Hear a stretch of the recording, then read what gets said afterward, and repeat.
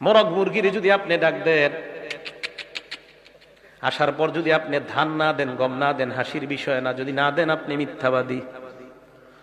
আবু দাউদ শরীফের 4991 নম্বর হাদিসের বর্ণনা, আব্দুল্লাহ ইবনে আমির রাদিয়াল্লাহু তাআলা আনহুর বর্ণনা, দাআতনি রাসূলুল্লাহ, দাআতনি উম্মি ওয়া রাসূলুল্লাহ ফি বাইতিনা।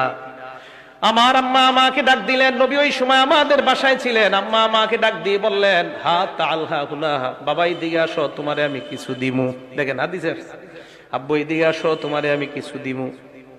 আল্লাহর নবী আম্মাকে বললেন, এই তুমি তারে কি দিতে চাও? ওই মহিলা জবাব দিলেন, উতিহি তামারুন ইয়া রাসূলুল্লাহ, আমি আমার ছেলেটাকে খেজুর দিব।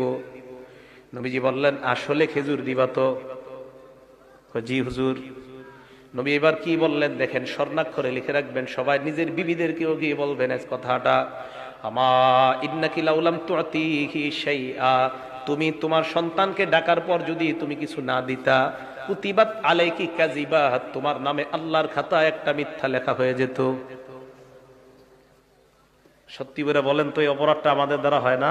মোরগ মুরগিরে যদি আপনি ডাক দেন, আসার পর যদি আপনি ধান না দেন, গম না দেন, হাসির বিষয় না, যদি না দেন আপনি মিথ্যাবাদী। আবু দাউদ শরীফের 4991 নম্বর হাদিসের বর্ণনা, আব্দুল্লাহ ইবনে আমির রাদিয়াল্লাহু তাআলা আনহুর বর্ণনা, দাআতনি রাসূলুল্লাহ, দাআতনি উম্মি ওয়া রাসূলুল্লাহ ফি বাইতিনা। আমার আম্মা আমাকে ডাক দিলেন, নবী ওই সময় আমাদের বাসায় ছিলেন। আম্মা আমাকে ডাক দিয়ে বললেন, হা তাআলহা হুনা, বাবা এদিকে আসো, তোমারে আমি কিছু দিমু। দেখেন হাদিসের, আব্বু এদিকে আসো, তোমারে আমি কিছু দিমু। আল্লাহর নবী আম্মাকে বললেন, এই তুমি তারে কি দিতে চাও? ওই মহিলা জবাব